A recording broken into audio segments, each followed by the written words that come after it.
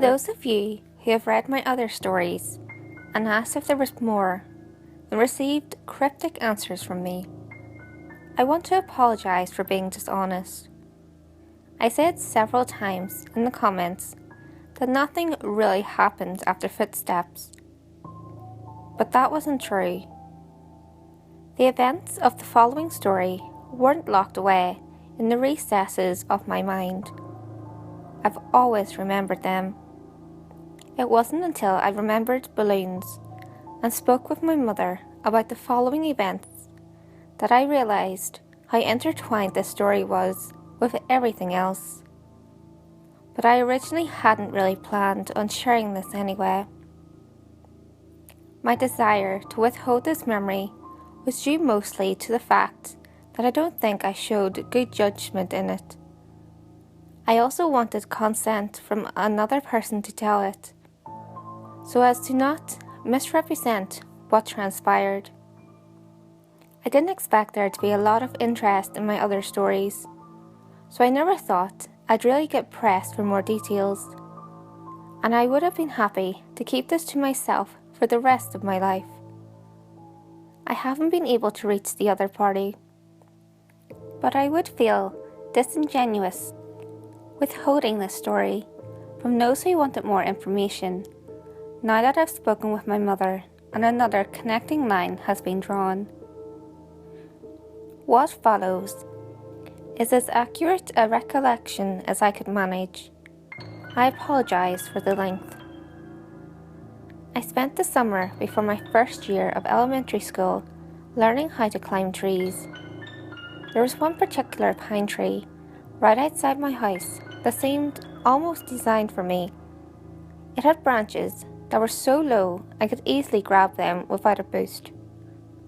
And for the first couple of days, after I first learned how to pull myself up, I would just sit on the lowest branch, dangling my feet. The tree was outside our back fence and was easily visible from the kitchen window, which was just above the sink. Before too long, my mother and I developed a routine where I would go play on the tree when she washed the dishes, because she could easily see me while she did her other things. As the summer passed, my abilities grew, and before too long, I was climbing fairly high.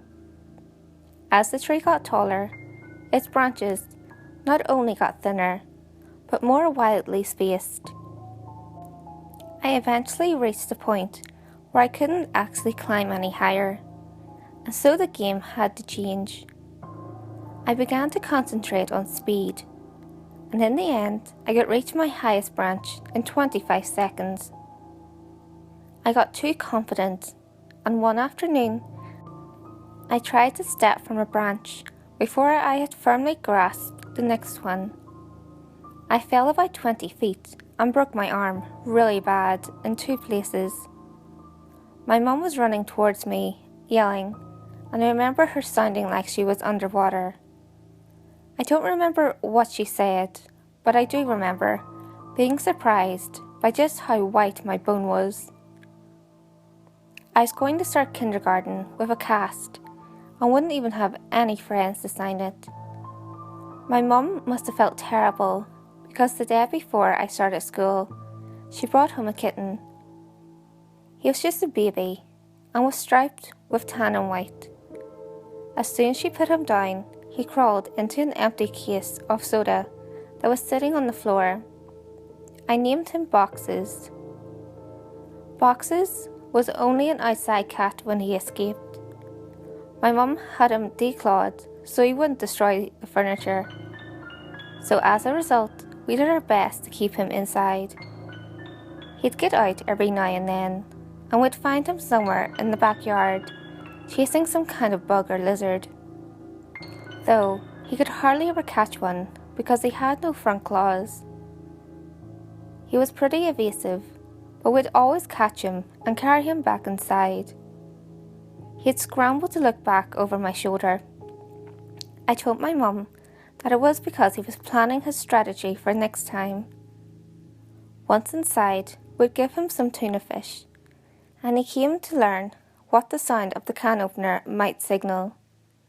He'd come running whenever he heard it. This conditioning came in handy later, because towards the end of our time in that house, Boxes would get out much more often and would run under the house into the crawl space, where neither of us wanted to follow, because it was cramped and probably crawling with bugs and rodents. Ingeniously, my mum thought to hook the can opener to an extension cord out back and run it right outside the hole that Boxes had gone through.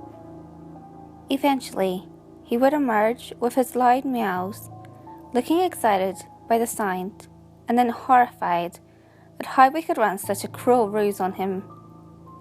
A can opener with no tuna made no sense to Boxes. The last time he escaped to under the house was actually our last day in it. My mum had put the house on the market and we had begun packing our things. We didn't have much and we stretched the packing out a while. Though I had already packed up all my clothes at my mum's request, my mum could tell I was really sad about moving and wanted the transition to be smooth for me. And I guess she thought that having my clothes in the box would reinforce the idea that we were moving, but things wouldn't change that much. When Boxes got out as we were loading some things into the moving van, my mum cursed because she had already packed the can opener. I wasn't sure where it was.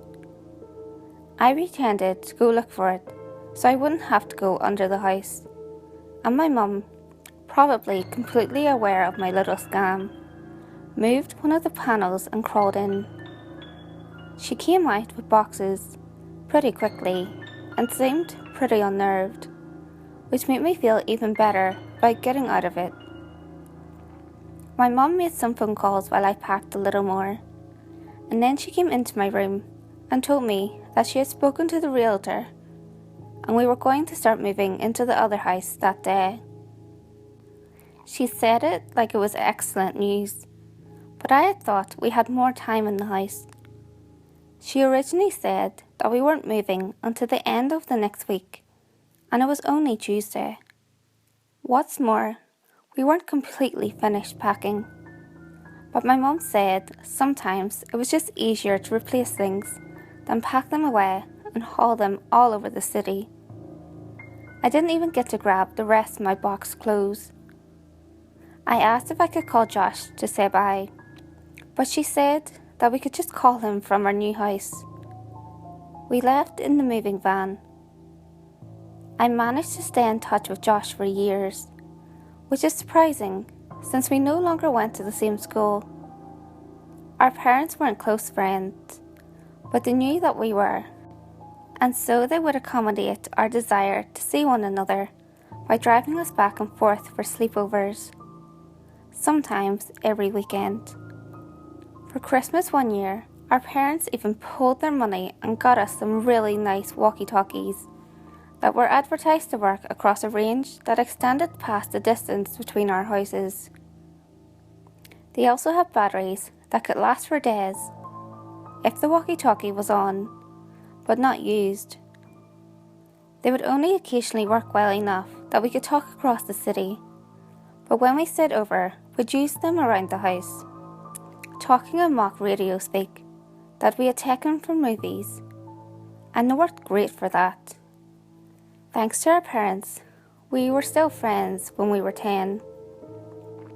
One weekend, I was staying over at Josh's, and my mum called to say goodnight. She was still pretty watchful, even when she couldn't actually watch me. But I had gotten so used to it that I didn't even notice it, even if Josh did. She sounded upset. Boxes was missing. This must have been a Saturday night, because I had spent the night at Josh's the previous night and was going to go home the next day because we had school on Monday. Boxes had been missing since Friday afternoon. I gathered that she had not seen him since returning home after dropping me off.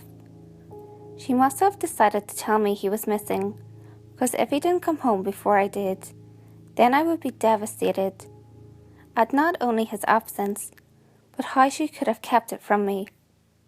She told me not to worry. He'll come back. He always does. But boxes didn't come back. 3 weekends later, I stayed at Josh's again. I was still upset by boxes, but my mum told me that there had been many times when pets disappeared from home for weeks, or even months, only to return to their own. She said they always knew where home was and would always try to get back. I was explaining this to Josh when a thought hit me so hard that I interrupted my own sentence to say it out loud. What if boxes thought of the wrong home? Josh was confused. What? He lives with you. He knows where his home is.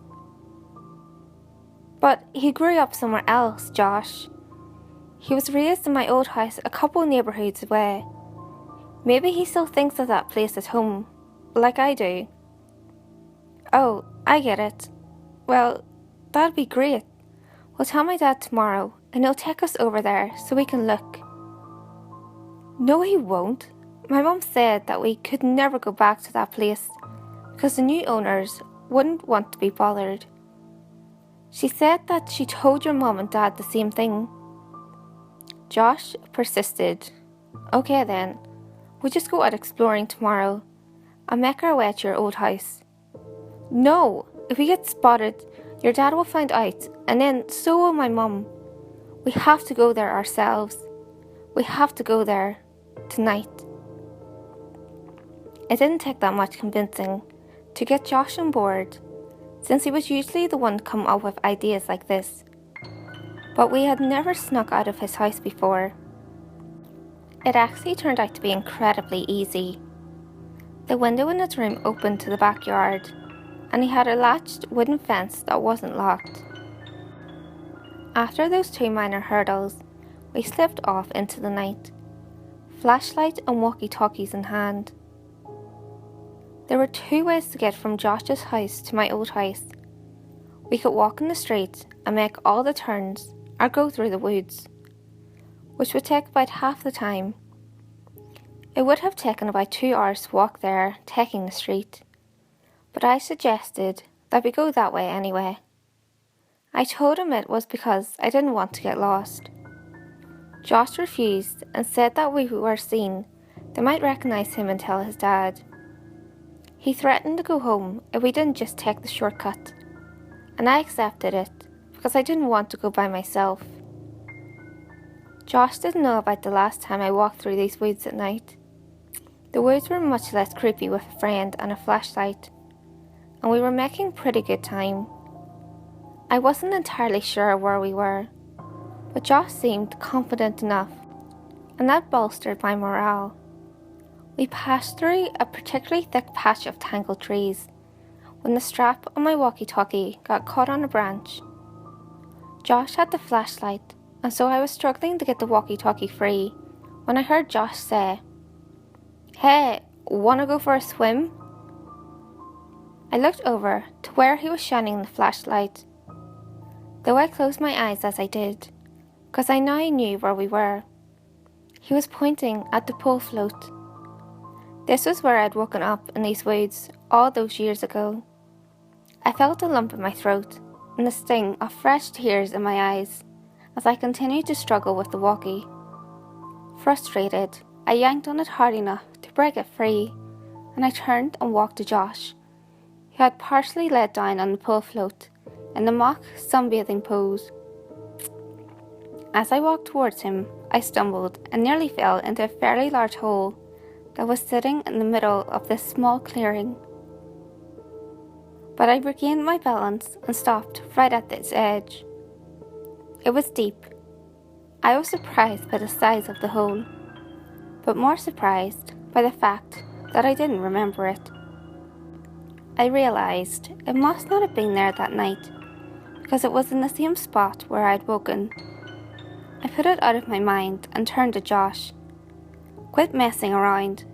You saw I was stuck there, and you were just lying here joking around on this float."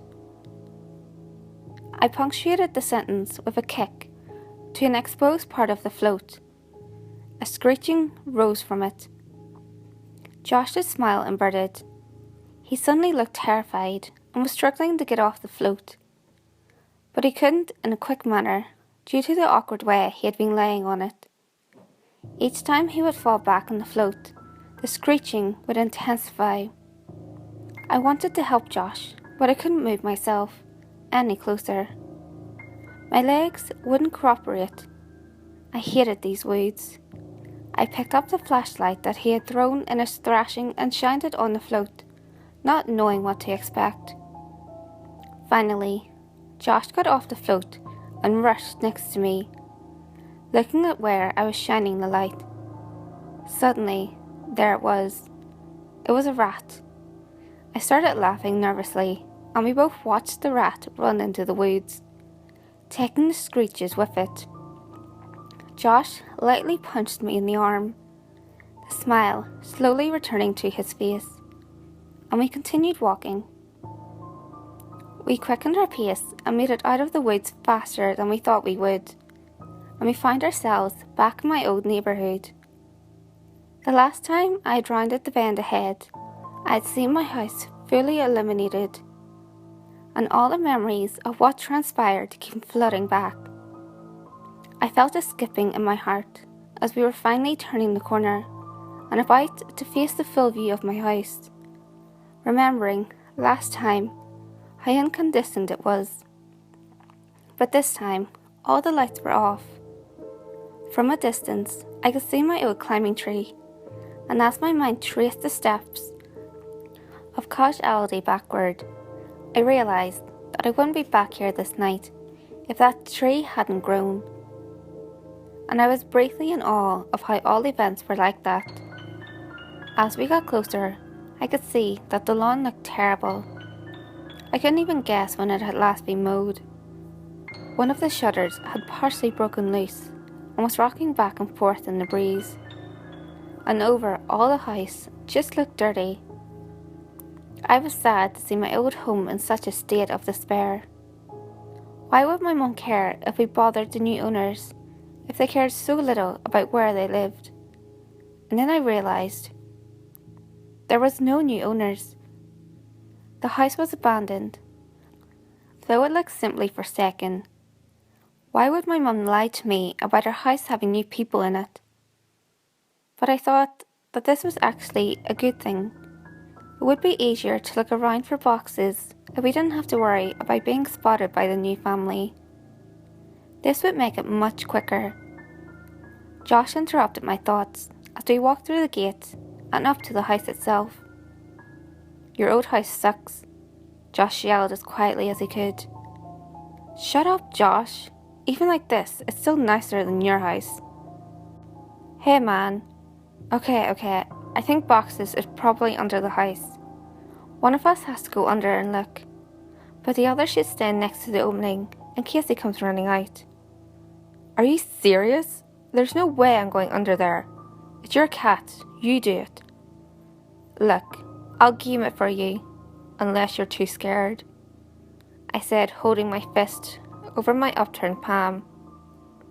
"Fine, but we go and shoot, not on 3.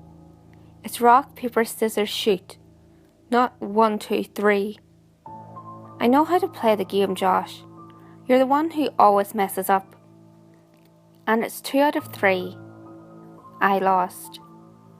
I wriggled loose the panel that my mum would always move when she had to crawl under here for boxes.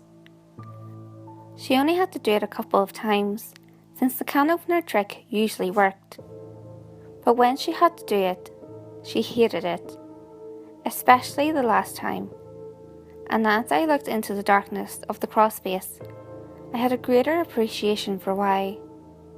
Before we moved, she said that it was actually better that boxes ran under here, despite how hard it could be to get him out. It was less dangerous than him jumping over the fence and running around the neighbourhood. All that was true, but I was still dreading doing this. I grabbed the flashlight and the walkie and began to crawl in. A powerful smell overtook me. It smelled like death. I turned on my walkie. "Josh, are you there?" This is Macho Man, come back. Josh, cut it out. There's something wrong down here. What do you mean? It stinks. It smells like something died. Is it boxes? I really hope not. I set down the walkie and moved the flashlight around as I crawled forward. Looking through the hole from the outside, you could see all the way back with the right lighting. But you had to be inside to see around the support blocks that held the house up. I'd say that there was about 40% of the area that you couldn't see unless you were actually in the crawl space. But even inside, I discovered that I could only see directly where the flashlight was pointing. I realised that this would make scouting around the place much more difficult. As I moved forward, the smell intensified. The fear was growing in me that boxes had come here and something had happened to him. I shined a flashlight around, but couldn't see much of anything. I wrapped my fingers around the support block to pull myself forward, and as I did that, I felt something that made my hand recoil. Fur. My heart sank, and I prepared myself emotionally for what I was about to see. I crawled slowly, so I could prolong what I knew was coming, and I inched my eyes and the flashlight past the block to see what was on the other side. I staggered back in horror. Jesus Christ! Escaped my trembling mouth. It was a hideous and twisted creature, badly decomposed. Its skin had rotted away on its face, so the teeth appeared to be enormous, and the smell was unbearable. What is it? Are you okay? Is it boxes? I reached for the walkie. No, it's not boxes. Well, what the hell is it then? I don't know. I shined the light on it again and looked at it with less fear in my vision. I chuckled. It's a raccoon. Well, keep looking. I'm going to go in the house to see if he might have made it in there somehow. What? Josh, no, don't go in there. What if Boxes is down here and runs out? He can't. I put the board back. I looked and saw that he was telling the truth. Why did you do that? Don't worry, you can move it easy. This makes more sense. If Boxes ran out and I missed him, then he'd be gone. If he's down there, then grab him tight and I'll come and move the board. And if he's not, then you can move it yourself while I look in the house. Some of his points were good, and I doubted he'd be able to get in anyway. Okay, but be careful and don't touch anything. There's a bunch of my old clothes still in boxes in my room. You can look in there to see if he crawled in one, and make sure you bring your walkie. Roger that, good buddy. I realised that it would be pitch black in there. The power would have been turned off since no one was paying the bill. With any luck, he'd be able to see from the streetlights that might cast some light inside. Otherwise, I'm not sure what he'd do. Before too long, I heard footsteps right over my head and felt old dirt raining down on me. Josh, is that you? Breaker, this is Macho Man coming back for the big Tango Foxtrot. The Eagle has landed. What's your 20? Princess Jasmine. Over. Asshole. Macho Man, my 20 is in your bathroom, looking at the stash of magazines. Looks like you've got a thing for dudes' butts. What's the report on that? Over. I could hear him laughing without the walkie, and I started laughing too. I heard the footsteps fade a little bit. He was on his way to my room. Man, it's dark in here. Hey, are you sure you had boxes of clothes in there? I don't see any. Yeah, there should be a couple boxes in front of the closet. There aren't any boxes in here. Let me check to see if you maybe put the boxes in the closet before you left. I started thinking that maybe my mom had come back and gotten the clothes and just give them away because I had grown out of a lot of them. But I remembered leaving the boxes there. I didn't even have time to close the last one up before we left. While I was waiting for Josh to tell me what he found, I kicked out my leg, which had started falling asleep because of the position I was in, and it hit something. I looked back and saw something really strange. It was a blanket, and all around it were bowls. I crawled a little closer to it. The blanket smelled mouldy, and most of the bowls were empty, but one had something that I recognized still in it. Cat food. It was a different kind than we give to boxes, but I suddenly understood. My mum had set up a little place for boxes to encourage him to come here instead of running around the neighbourhood. That made a lot of sense, and it seemed even more likely that boxes would have come back to this place. That's so cool, Mum, I thought. I found your clothes. Oh, cool. Where were the boxes? Like I said, there are no boxes. Your clothes are in your closet. They're hanging up. I felt a chill. This wasn't possible. I packed all my clothes, even though we weren't supposed to move for another 2 weeks when we left. I remember packing them and thinking that it was stupid for me to have to get clothes out of the box and put them back in. I'd packed them, but someone had hung them back up. Why though? Josh needed to get out of there. This can't be right, Josh. They're supposed to be in boxes. Stop messing around and just come back outside. No joke, man. I'm looking at them. Maybe you just thought that you left them. Ha, whoa, you sure do like to look at yourself, don't you? What? What do you mean? Your walls, man. Your walls are covered in Polaroids of yourself.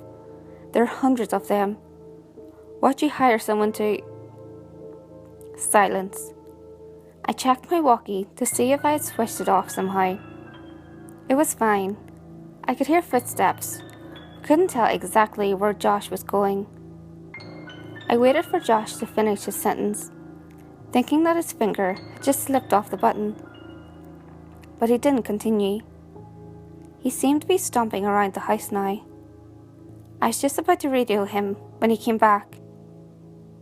There's someone in the house. His voice was hushed and broken. I could hear he was on the verge of tears. I wanted to respond, but how loud was his walkie turned up? What if the other person heard it? I said nothing and just waited and listened. What I heard were footsteps, heavy, dragging footsteps, and then a loud thud. Oh God, Josh! He had been found, I was sure of it. This person had found him and was hurting him. I broke out in tears. He was my only friend, next to boxes. And then I realised, what if Josh told him I was here? What could I possibly do? As I struggled to compose myself, I thankfully heard Josh's voice through the walkie. He's got something. It's a big bag. He just threw it on the floor and... oh God, the bag. I think it just moved. I was paralysed. I wanted to run home. I wanted to save Josh. I wanted to go for help. I wanted so many things, but I just lay there, frozen. As I lay, unable to move, my eyes focused on the corner of the house that was right under my room. I moved my flashlight. My breath hitched at what I saw. Animals, dozens of them, all of them dead. They lay in piles all around the perimeter of the crawl space. Could boxes be among these corpses? Was that what the cat food was for? Seeing this broke my shock as I knew I had to get out of there, and I scrambled to the board. I pushed on it, but it wouldn't budge. I could have moved it because it was wedged in there, and I couldn't get my fingers around it since the edges were outside. I was trapped. God damn you, Josh, I whispered to myself. I could feel thunderous footsteps above me. The house was shaking. I heard Josh scream, and it was matched by another scream that wasn't full of fear. As I continued pushing, I felt the board move, but I knew it wasn't me who was moving it. I could hear footsteps above me and in front of me, and shouting and screaming filling the brief silences between the footsteps. I moved back and held my walkie ready to try to defend myself, and the board was thrown to the side and an arm shot in and grabbed for me. "Let's go. Now." It was Josh, thank God. I scrambled out of the opening, holding the flashlight and the walkie. When we got to the fence, we both jumped it. But Josh's walkie fell. He reached for it, and I told him to forget it. We had to move. Behind us, I could hear yelling, though they weren't words, only signs. And we perhaps foolishly ran for the woods to get back to Josh's quicker and be somewhat harder to follow. The whole way through the woods, Josh kept yelling, "My picture! He took my picture!" But I knew the man already had Josh's picture from all those years ago at the ditch. I supposed Josh still thought those mechanical signs were from a robot. We made it back to Josh's house and back into his room before his parents woke up. I asked him about the big bag and if it really moved, and he said he couldn't be sure. He kept apologising about dropping the walkie at the house, but obviously that wasn't a big deal. We didn't go to sleep and sat peering out the window waiting for him. I went home later that day, as it was around 3 a.m. already. I told my mum the basics of the story a couple of days ago. She broke down and was furious about the danger I put myself in. I asked her why she had made all those things up by bothering the new owners to stop me from going. Why did she think the house was so dangerous? She became irate and hysterical, but she answered my question. She grabbed my hand and squeezed it harder than I thought her capable of, and locked her eyes to mine, whispering as if she was afraid of being overheard. Because I never put any fucking blankets or bowls under the house for boxes. You weren't the only one to find them. I felt dizzy. I understood so much now. I understood why she had looked so uneasy after she brought boxes out from under the house on her last day there. She found more than spiders or rats' nests that day. I understood why we left almost 2 weeks early. I understood why she tried to stop me from going back. She knew he made his home under ours, and she kept it from me. I left without saying another word, and didn't finish the story for her, but I want to finish it here for you. I got home from Josh's that day. I threw my stuff on the floor, and it scattered everywhere. I didn't care, I just wanted to sleep. I woke up around 9 p.m. to the sound of boxes meowing. My heart leapt. He had finally come home. I was a little sick about the fact that if I had just waited a day, none of the previous night's events would have happened, and I'd have boxes anyway.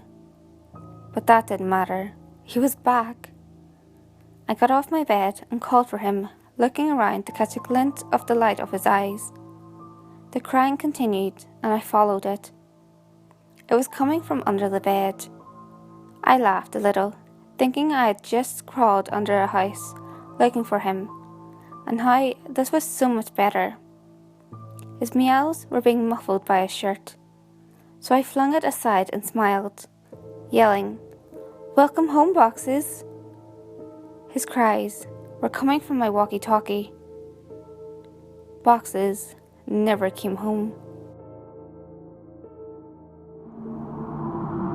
Hey guys, if you enjoyed this video, give it a thumbs up and share it with your friends. You can also leave a comment below.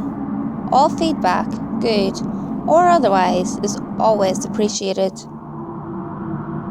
If you have any creepy stories of your own, or of any topics that you would like me to cover, feel free to send them in via any of my social media. You can find all links to my social media in the description below. Until next time guys, make sure you lock your doors, stay safe, and I'll see you next video.